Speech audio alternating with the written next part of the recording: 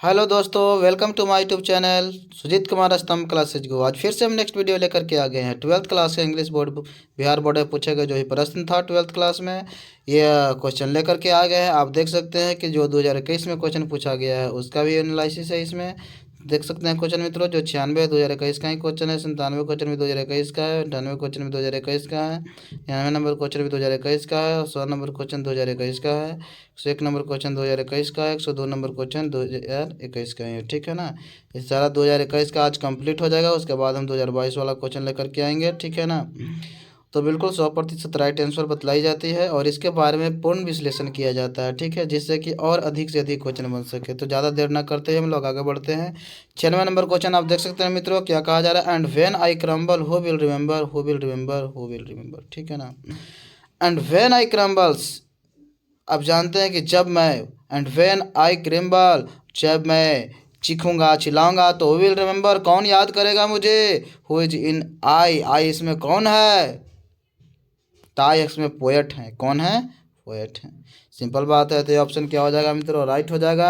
यह जो क्वेश्चन लिया गया एन एपिटाफ से लिया गया है, खबर का एन एपिटाफ से लिया गया है, जिसके जो पोएट है वाल्टर डेला मेयर है। कौन है, वाल्टर डीला मेयर। ठीक है ना, जिसके जो राइटर है वाल्टर डीला मेयर है। कहाँ से लिया गया है, एन एपिटाफ से लिया गया है। ठीक है ना, एन एपिटाफ से लिया गया। इस सब आप बात तो जानते ही होंगे।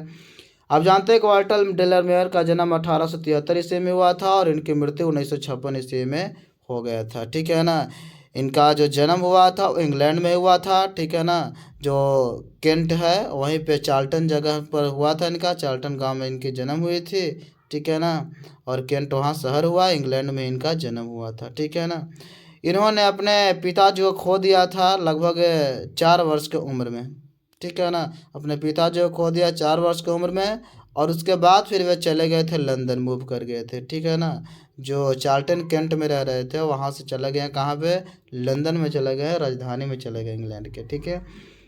और इन्होंने जो ये जो कवि हैं, इन्होंने जो जगाने की कोशिश किया है, बतलाने की कोशिश किया है in human condition of modern life.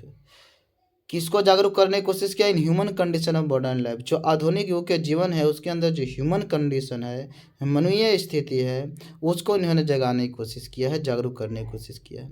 और इसीलिए क्वीन एलिजाबेथ टू ने इन्हें सम्मानित किया था और ऑर्डर ऑफ मेरिट से इन्हें सम्मानित किया था। कब किया था, 1953 ईस्वी में ऑर्डर ऑफ मेरिट से सम्मानित किया था। किसने किया था, क्वीन एलिजाबेथ टू ने।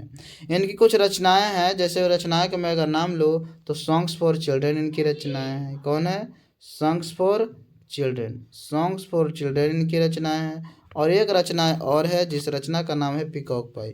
क्या है, पीकॉक पाई इनकी रचनाओं का नाम है। ठीक है। तो इस तरह से 96 नंबर क्वेश्चन कंप्लीट होता है। उसके बाद चलते हैं हम लोग 97 नंबर क्वेश्चन की ओर। ठीक है। 97 नंबर क्वेश्चन आप देखिए मित्रों, क्या कहा जा रहा है। 97 क्वेश्चन है, the watchest the last watching hours by hours is from.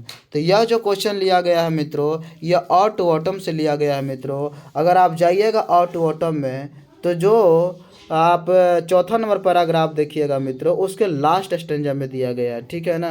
तो आप वहाँ पर जा कर के आप देख सकते हैं, लगभग 5वां होगा पैराग्राफ, उसके लास्ट में आप देख सकते हैं तो लिखा होगा the watchest the last watching hours by hours. ठीक है। ये 2021 के एनुअल एग्जाम में तो पूछ ही दिया गया है, तो सी ऑप्शन राइट हो जाएगा, ऑट टू ऑटम हो जाएगा। ठीक है। मैं बतला देना चाहता हूँ मित्रों कि ऑट टू ऑटम मतलब शरद ऋतु में जो पद होती है ना, पतझड़ की स्थिति आती है, उस समय की जो बात बोले हैं। ठीक है। जॉन किट्स ने बताने की कोशिश किया है किस प्रकार से जो सूरज होती है, सूरज जो होता है वह मौसम के साथ षड्यंत्र रच करके किस तरह से फल फूल देते हैं, उसके बारे में बतलाई गई इसमें मित्रों। और जॉन किट्स का जो जन्म हुआ था 1795 ईस्वी में इनकी जन्म होती है, 1821 ईस्वी में मर जाते हैं। बहुत ही कम उम्र में मित्रों, बहुत ही कम उम्र में यह ग्रेट अचीवनेस प्राप्त करते हैं, एक ग्रेट महानता, ग्रेटनेस को प्राप्त करते हैं, महानता को प्राप्त करते हैं। मात्र इनकी उम्र 26 साल का ही रहती है और इतना महान विद्वान व्यक्ति बन जाते हैं। इनकी सोच की बदौलत होती है ऐसा। ठीक है ना। इनकी कहानी लेखन की बदौलत ऐसा हो पाया संभव, नहीं तो ऐसा संभव नहीं हो पाता मित्रों। ठीक है ना, कभी संभव नहीं हो पाता ऐसा। लाइट चली गई है, थोड़ा सा हम लाइट बारने की कोशिश। इनकी जो जन्म हुई थी मित्रों वह हुआ था इनका जन्म तो हालांकि कहाँ इनका जन्म जो हुआ था ना इंग्लैंड में ही हुआ होगा, ठीक है ना। इंग्लैंड में इनका जन्म हुआ था, ठीक है ना। कहाँ हुआ था जन्म इनका? इंग्लैंड में हुआ था, ठीक है। तो मैं बता दूं कि इंग्लैंड में ही इनकी जन्म हुआ था मित्रों, ठीक है ना। इंग्लैंड में लंदन आप जानते हैं कि राजधानी है, वहाँ मूनफील्ड जगह है, वहीं पे इनकी जन्म हुई थी। कहाँ हुई थी? मूनफील्ड जो है जगह, वहीं पे इनकी जन्म हुई थी, ठीक है ना। इन्होंने जो अध्ययन किया था मित्रों, इन्होंने क्लर्क्स स्कूल में अध्ययन किया था। कहाँ किया था? क्लार्क्स स्कूल में इन्होंने अध्ययन किया, ठीक है ना। क्लार्क्स स्कूल में अध्ययन किया था, ठीक है ना। इनफील्ड में क्लार्क स्कूल है, वहीं पे इन्होंने अध्ययन किया था, ठीक है ना। इनको रोमांटिक पोएट आप जानते हैं कि इनको रोमांटिक पोएट कहा जाता है। जॉन किट्स को क्या कहा जाता है? रोमांटिक पोएट कहा जाता है। क्या कहा जाता है? रोमांटिक पोएट कहा जाता है जॉन किट्स को। इनका जो मन लगता था ना, वो ज़्यादा इंटरेस्टेड थे क्रिकेट और बॉक्सिंग में। किस चीज़ को खेलने में ज़्यादा इंटरेस्टेड थे? क्रिकेट खेलने में और बॉक्सिंग खेलने में बहुत ज़्यादा इंटरेस्ट रखते थे। कौन रखते थे? तो जॉन किट्स साहब रखते थे, ठीक है ना। और आप जानते हैं कि इन्होंने पढ़ाई जो किया ग्रीक मैथोलॉजी में इन्होंने पढ़ा, ठीक है ना। ग्रीक मैथोलॉजी, ठीक है। मैथोलॉजी मतलब दंत कथा, जो पुरानी कथाएं होती है उसको भी, ठीक है ना, इन्होंने अध्ययन किया। विशेष रूप से उन्होंने बहुत ज़्यादा अध्ययन करने की कोशिश किया इन्होंने, ठीक है ना, ग्रीक मैथोलॉजी को, ठीक है।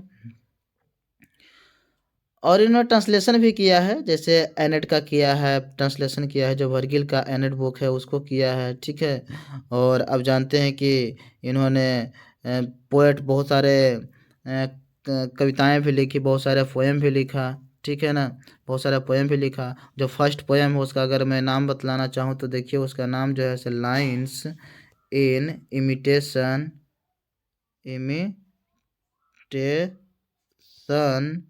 ऑफ स्पेंसर है, ठीक है ना। इनका जो फर्स्ट जो पोएम था वो क्या था? Lines in imitation of Spencer था, जो पब्लिश किया गया था कब? 1814 ईस्वी में पब्लिश किया गया था मित्रों, ठीक है ना। सबसे पहले प्रकाशित किया गया था 1814 ईस्वी में प्रकाशित किया गया था, ठीक है। फिर बहुत सारे जो कविताओं का जो वॉल्यूम प्रकाशित किया गया वह प्रकाशित किया गया 1817 ईस्वी में, ठीक है।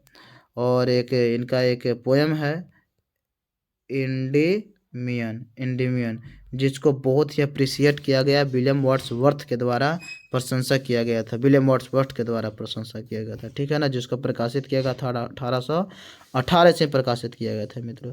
इनका कुछ ओट्स है, ठीक है ना। जो ओट्स है इनका वह है, जो रचनाएं हैं जो वर्ड्स में किए हैं वह है ऑन इंडोलेंस, है, ऑन ग्रेसियन अर्न है, टू साइके है, टू ए नाइटिंगल है, ऑन मेलेंकली है, ठीक है ना। और आप जान भी करते हैं कि और टू ऑटम आपके सामने प्रस्तुत किया गया ही है, ठीक है ना। ये इंग्लिश लिटरेचर का, इंग्लिश साहित्य का एक जाने माने रोमांटिक पोएट के रूप में जाने जाते हैं मित्रों, ठीक है ना।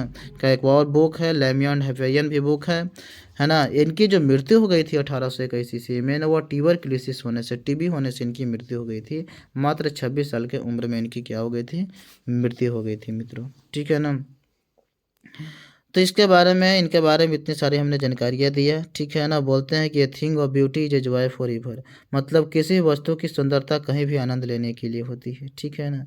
छूने के लिए नहीं होती है भाई, आनंद लेने के लिए होती है। किसी वस्तु की सुंदरता कहीं भी आनंद लेने के लिए होती है, ठीक है। तो इस तरह से हमने इतना सारा क्वेश्चन बताने की कोशिश किया। अब हम लोग चलते हैं अगले क्वेश्चन की ओर, ठीक है।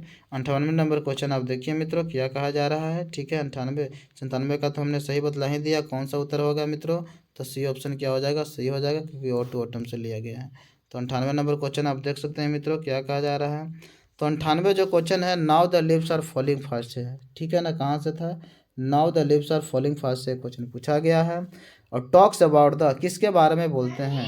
तो फ्रस्ट्रेक्शन के बारे में इन्होंने बतलाने की कोशिश किया है। फ्रस्ट्रेक्शन, ठीक है ना, हतोत्साह जो होता है ना, उसके बारे में बताने की कोशिश किया है। मतलब कि ए ऑप्शन क्या हो जाएगा? राइट हो जाएगा। 2021 के एनुअल एग्जाम में भी क्वेश्चन पूछा गया था मित्रों, ये भी 2021 के एनुअल एग्जाम में क्वेश्चन पूछा गया था। आप जानते हैं कि now the leaves are falling fast के जो इनका जो पोएट है वो WH ऑडेन है। कौन है? WH ऑडेन है, ठीक है। WH ऑडेन का अगर पूरा नाम अगर बोला जाए तो इसका पूरा नाम जो है विस्टन हग ऑडेन है, ठीक है। और विस्टन विस्टन हग ऑडेन है, ठीक है ना। इनका जन्म हुआ था 1907 ईस्वी में और इनकी जो मृत्यु हो गई है 1973 ईस्वी में इनकी मृत्यु हुई। कब हुई? ईस्वी में, ठीक है ना। 1973 ईस्वी में इनकी क्या हो गई थी? मृत्यु हो गई थी, ठीक है। 1973 ईस्वी में इनकी मृत्यु हो गई थी, ठीक है। 1907 में जन्म लिया, 1973 में मृत्यु हो गई, ठीक है। और मैं बात बता दूं कि इनकी जन्म जो हुई थी इंग्लैंड में हुई थी। आप जानते हैं मित्रों कि कहाँ जन्म हुआ था? इंग्लैंड में ही इनकी जन्म हुई थी, ठीक है ना। लेकिन क्या किया जाए, वह छोड़कर चल गए थे इंग्लैंड को 1939 ईस्वी में। कहाँ पे? यूनाइटेड स्टेट अमेरिका में जाकर के सेटल्ड हो गए थे। इसलिए बोल सकते हैं कि इंग्लैंड में जन्म हुआ तो एंग्लो, और अमेरिका में सेटल हो गए थे अमेरिकन, मतलब एंग्लो अमेरिकन के नाम से भी जाने जाने लगे। और ये 20वीं शताब्दी के पोएट थे, 20th सेंचुरी के, ठीक थे, ठीक है ना, 20th सेंचुरी के। पुलिट्जर प्राइज से इन्हें सम्मानित किया गया था 1948 ईस्वी में, ठीक है ना। इनका एक कलेक्शन है the age of anxiety, the age of anxiety का कलेक्शन है द एज ऑफ एंग्जिटी। इसी को लेकर के इन्हें पुलिट्जर प्राइज से सम्मानित किया गया था मित्रों। पुलिट्जर प्राइज से क्या किया गया था? सम्मानित किया गया था, ठीक है ना। इनके जो W.H. ऑडेंस की जो रचनाएं हैं मित्रों, डिवाइडेड किया गया है दो पार्ट में, चूँकि ब्रिटिश में भी रहे हैं, जन्म लिया और अमेरिका में चले गए थे, दो फेजेज में था, ठीक है। तो इनकी जो रचनाएं मित्रों दो फेजेज में है। अगर मैं बात करूं कि इंग्लैंड में जो रचनाएं रचना की, वो कौन कौन रचनाएं रचे थे, तो द ओरेटर्स रचे थे, द डांस ऑफ डेथ रचे थे, locus dangerous pain, another time. और जो अमेरिकन फेजेज में जो रचनाएं रचे, उनकी जो रचनाएं हैं, वर्क्स हैं, रचनाएं हैं, वो न्यू ईयर लेटर है, फॉर द टाइम बिंग है, द एज ऑफ एंग्जिटी है, द शील्ड ऑफ एक्लिच है। तो इस तरह से रचनाएं भी है यहाँ पे उपलब्ध है, ठीक है। तो हमने 98 का पूर्ण विश्लेषण दिया। फिलहाल ये ऑप्शन इसका सही हो जाएगा। अब हम लोग चलते हैं 99 नंबर क्वेश्चन की ओर, ठीक है ना। तो 99 नंबर क्वेश्चन आप देख सकते हैं मित्रों, क्या है 99 नंबर जो क्वेश्चन है, a major linguistic change in English से, ठीक है। एक महान जो चेंजिंग आया, बदलाव आया, लिंग्विस्टिक चेंज इन इंग्लिश में, वह कैसे आया? जब द ग्रेट वॉवेल शिफ्ट, जब बहुत सारे वॉवेल शिफ्ट होने लगे इसमें, तो क्या हुआ? इंग्लिश में चेंजेज आने लगा, ठीक है ना। तो हम लोग चलते हैं, स्टोरी ऑफ इंग्लिश का क्वेश्चन था 2021 के इंग्लैंड में, 2021 के एनुअल एग्जाम में क्वेश्चन पूछा गया था। तो इसका सही उत्तर हो जाएगा ये ऑप्शन, ठीक है। अब हम लोग चलते हैं अगला क्वेश्चन की ओर। 100वां नंबर क्वेश्चन आप देख सकते हैं मित्रों, क्या कहा जा रहा है?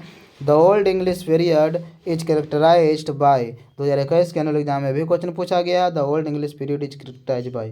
तो ओल्ड इंग्लिश पीरियड कैरेक्टराइज जो किया गया है इन्फ्लेक्शंस, ठीक है ना। वोकैबुलरी नहीं होगा, मूड नहीं होगा, जेंडर नहीं होगा, मतलब क्या होगा? इन्फ्लेक्शन। इन्फ्लेक्शन लिखा गया, गलत है, इन्फ्लेक्शन होना चाहिए, ठीक है। क्या होना चाहिए? इन्फ्लेक्शंस, ठीक है। तो मतलब सी ऑप्शन क्या हो जाएगा? राइट हो जाएगा। अब हम लोग चलते हैं अगले क्वेश्चन की ओर, ठीक है। विभक्ति मतलब इन्फ्लेक्शन। हम लोग 51 नंबर क्वेश्चन की ओर चलते हैं। Wole Soyinka is a, Wole Soyinka is a Wole Soyinka is एक ऐसी पोएट। देखिए वोल सोइंका नाम से लग रहा है ना कि ये महिला होगी, लेकिन ये क्या है? पुरुष है वोल सोइंका, ठीक है ना। ये एक नाइजेरियन पोएट है, क्या है? नाइजेरियन पोएट है। ये बहुत ही पढ़े लिखे व्यक्ति थे। इनको नोबेल प्राइज भी मिला 1786 से में साहित्य के क्षेत्र में नोबेल प्राइज से भी सम्मानित किया गया वोल सोइंका का, ठीक है। आप स्टोरी ऑफ इंग्लिश पढ़िएगा तो आपको पता चल जाएगा कि कहाँ पे थे, क्या थे, नहीं थे, ठीक है ना। सारी चीज़ पता चल जाएगा। स्टोरी ऑफ इंग्लिश में आपको दिया गया है, क्वेश्चन वहीं से लाई गई, ठीक है। तो 2021 के एग्जाम में क्वेश्चन पूछा गया था। अब हम लोग चलते हैं अगला क्वेश्चन की ओर। नाइजेरियन का क्या थे? पोएट थे। 102 नंबर क्वेश्चन चलते हैं और आज का ये लास्ट प्रश्न है, ठीक है ना। तो देखिए Goldsmith and Sheridan made contribution to the, तो गोल्ड स्मिथ और शेरिडन जो कंट्रीब्यूशन मतलब योगदान दिए, वो इंग्लिश स्टेज में दिए योगदान। कहाँ दिए? इंग्लिश स्टेज में, ठीक है। हालांकि जब जाओगे तो कोई भी यूट्यूबर कोई नोवेल भी बतलाएगा, और जो डॉपनेट पर अगर सर्च करेंगे तो डॉपनेट जो है से पोएट्री बतलाता है, ठीक है ना। पोएट्री वीडियो बना करके डाला है। और इंग्लिश स्टेज जो है से गूगल बतलाता है कि ये वेरीफाइड जो एक्सपर्ट हैं उनके द्वारा इंग्लिश स्टेज बतलाई जा रही है। तो मेरा मानना है कि आप इंग्लिश स्टेज ध्यान रखिए, डी ऑप्शन राइट हो जाएगा, मेरा मानना है, ठीक है। बाकी आप आंसर कमेंट कर सकते हैं, ठीक है। आप लोग स्वतंत्र हैं इसके लिए। अगर वीडियो अच्छा लगता है तो लाइक कीजिए, शेयर कीजिए, सब्सक्राइब कीजिए, और ज़्यादा से ज़्यादा अपने दोस्तों के पास शेयर कीजिए। आपके जो रिलेशन है, हित परिवार है, आप जहाँ भी शेयर करना है करिए जा करके, लेकिन सब लोगों के पास पहुँचना चाहिए, ठीक है। आपको लिए हम लोग मेहनत करते हैं, ठीक है। Thank you for watching video. अगर आप ग्रामर का एक से एक ट्रिक देखना चाहते हैं, या फिर अलग टॉपिक का भी एक से एक टॉपिक का अगर पार्टिकुलर टॉपिक देखना चाहते हैं, तो आप हमारे यूट्यूब चैनल जो अपना टाइम लाएगा है उस पर आप सर्च कर सकते हैं, अपना टाइम लाएगा। और अगर कंपटीशन की तैयारी करना चाहते हैं तो आप आइए ऑफलाइन क्लासेज यहाँ पे स्तंभ क्लासेज में ही है। स्तंभ कॉम्पिटिटिव क्लासेज 1 बजे से 4 बजे तक चलती है, ठीक है। उसमें 4 शिक्षक मौजूद रहते हैं, सारा चीज़ व्यवस्था आपको करवाई जा रही है, ठीक है। तो आप जाकर के आ सकते हैं। ऑनलाइन क्लासेज में आपको 2 क्लासेज दी जाती है कंपटीशन क्लास से, जैसे कि मैथ का दिया जाता है और फिर आपका हिस्ट्री के भी क्लासेज दी जा रही है, ठीक है। Thank you for watching video.